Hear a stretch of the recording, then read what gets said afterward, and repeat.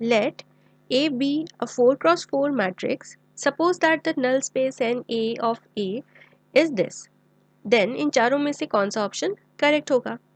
अब देखो हमें यहाँ पे नल स्पेस दिया हुआ है. नल स्पेस बेसिकली होता है nullity. Nullity means dimension of kernel, right. अब देखो यहाँ पे हम पहले डायमेंशन ऑफ कर्नल निकाल लेते हैं, ठीक है, जिससे हमें पता लग जाएगा कि आखिर इस ए का डायमेंशन कितना है. ठीक है, तो अब इस डायमेंशन ऑफ ए यानी कि डायमेंशन ऑफ कर्नल यानी कि नलिटी कितनी आएगी हमारे पास? सबसे पहले तो हम R4 की डायमेंशन लिखेंगे, R4 ओवर R, और फिर माइनस करेंगे लीनियरली इंडिपेंडेंट कंडीशंस. ठीक है, जो कि हमें यहाँ से पता लगेंगी कि कितनी लीनियरली इंडिपेंडेंट कंडीशंस है.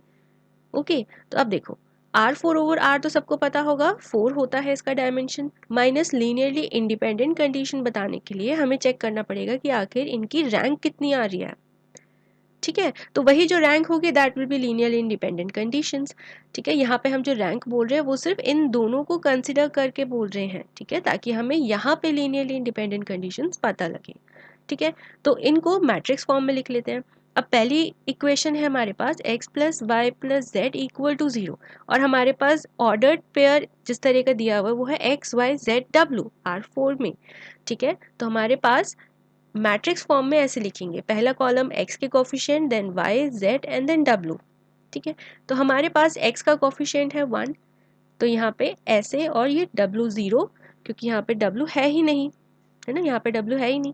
ठीक है, ये हमारे पास पहली इक्वेशन बन गई. दूसरी इक्वेशन के लिए देखो मैट्रिक्स फॉर्म में लिखोगे, कोफिशिएंट्स लिखना है तो आ जाएगा 1 1 0 1. जब आप इनको सॉल्व करोगे तो आपके पास रैंक इस तरह से आएगी कि आपके पास पहले जो मैट्रिक्स है वो है 1 1 1 0, और यहाँ पे आ जाएगा 0 0 माइनस 1 1. क्लियरली जो रैंक है वो 2 है, राइट. तो यानी कि अगर रैंक यहाँ पे 2 आ रही है तो यानी कि यहाँ पे लीनियरली इंडिपेंडेंट कंडीशंस के लिए 2 इक्वेशन ही माइनस हो रही हैं. तो यानी कि यहाँ कितना आंसर आ गया? 4 माइनस 2 यानी कि 2. तो यानी कि 2 क्या हो गया? Dimension of colonel.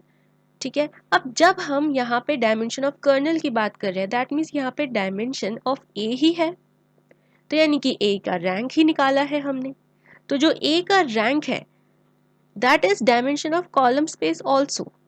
अगर यहाँ पे रो स्पेस होता तो डायमेंशन ऑफ रो स्पेस भी इक्वल होती रैंक के. ठीक है, ये तीनों आपस में इंटरलिंक्ड है.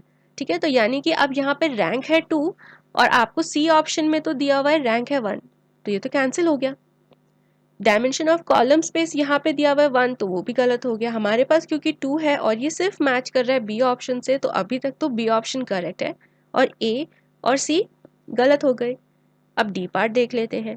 डी पार्ट में इन्होंने हमसे पूछा है कि आपके पास एक सेट गिवन है which is a basis of an A, यानी कि ये जो नलिटी आपने निकाली है उसका बेसिस बताया है ये दोनों पेयर्स.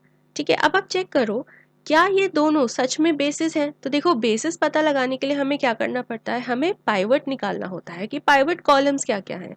अब देखो जब आप यहाँ पे इसको सॉल्व करोगे तो अगर इससे फर्दर आपने सॉल्व करा तो आपके पास एक ये और एक ये पाइवट कॉलम्स आएंगे. तो जब आप इन दो पाइवट कॉलम्स को देखोगे और इनको कोइंसाइड करवाओगे यहाँ पे तो आपको पता लगेगा कि एक ये और ये दोनों कॉलम्स ही आपके पास बेसिस आ रहे हैं, जो कि इससे तो डेफिनेटली मैच नहीं कर रहे हैं. एक है 1 1, एक है 1 0, तो यानी कि ये डी ऑप्शन गलत हो गया क्योंकि ये इसका बेसिस नहीं है. ठीक है, तो इसका आंसर हो गया ऑप्शन बी.